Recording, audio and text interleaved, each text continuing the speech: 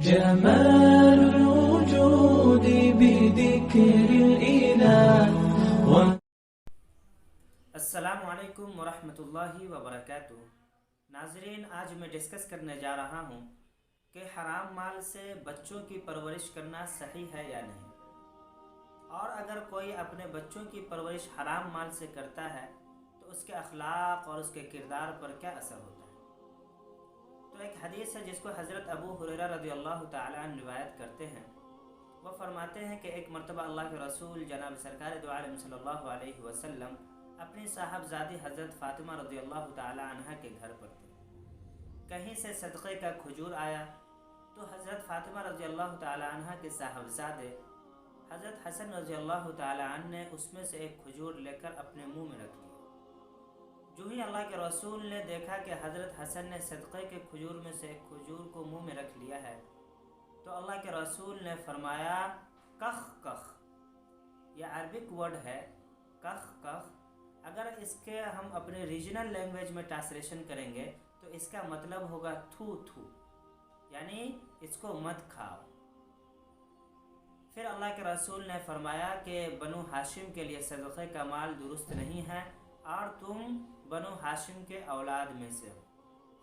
تو اس حدیث سے یہ بات بالکل واضح ہو جاتی ہے کہ جب بچے کے لیے صدقے کا مال درست نہیں ہے، اگر وہ اس کی اہلیت نہیں رکھتا، تو پھر حرام مال سے بچوں کی پرورش کرنا یا حرام مال کھلانا بچوں کو کیسے صحیح ہو سکتا ہے.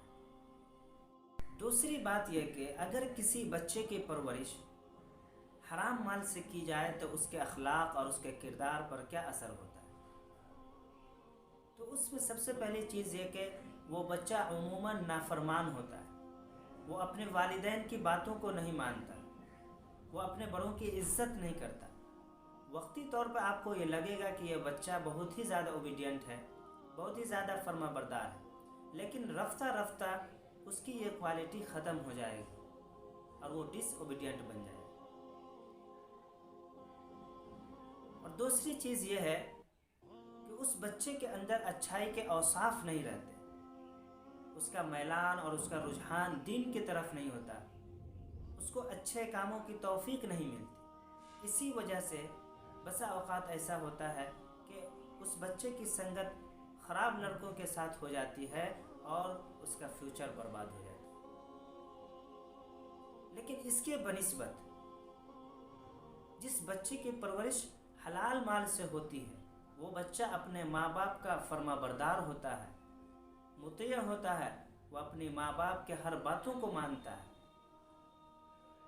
اس کے اندر اچھائی کے اوصاف ہوتے ہیں، اس کا رجحان نیکی کی طرف ہوتا ہے، اس کا میلان اچھے کاموں کی طرف ہوتا ہے.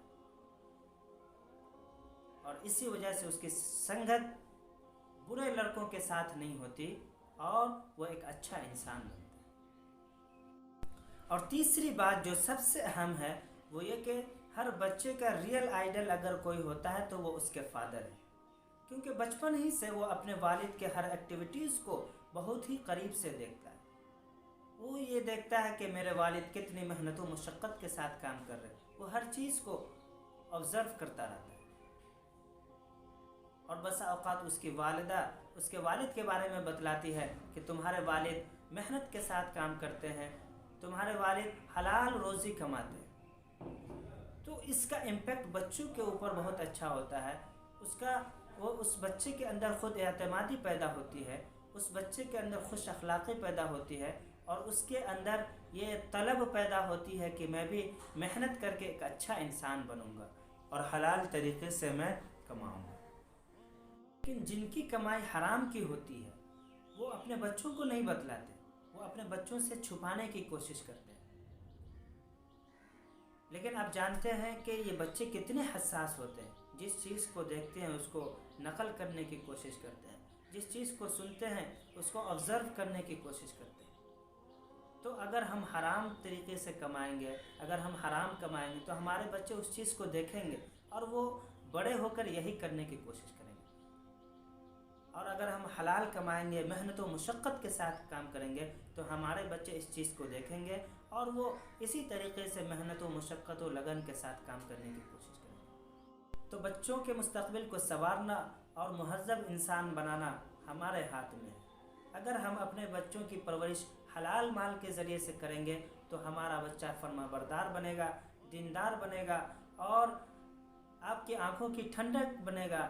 और बुढ़ापे में जब आपको एक सहारे की ज़रूरत होगी तो उस वक्त में वो आपके लिए बड़ी मजबूती के साथ खड़ा होगा। और एक बात आप याद रखें कि अगर हलाल माल से अपने बच्चों की परवरिश करते हैं और उसकी सारी ज़रूरियात को आप मुकम्मल नहीं कर पाते हैं तो कल क़यामत के दिन आपसे पूछ नहीं होगा। आपसे ये नहीं पूछा जाएगा कि आपने उसकी सारी ज़रूरियात को क्यों नहीं मुकम्मल किया।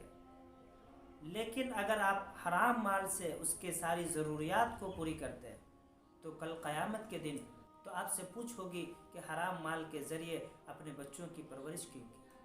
लिहाजा आज हम आहद करें कि अपने बच्चों की परवरिश हमेशा हम हलाल माल से ही करेंगे। और आखिर में मैं आप लोगों से ये गुजारिश करता हूँ कि हमारे इस वीडियो को आप दूसरों तक भी शेयर करें और हमारा जो ये मिशन है कि दीन की बातों को घर घर तक पहुँचाना है उसमें आप भी शिरकत करें। अक़ूलु क़ौली हाज़ा वस्तग़फ़िरूह फ़इन्नहु हुवल गफ़ूरुर रहीम। अस्सलामु अलैकुम व रहमतुल्लाहि।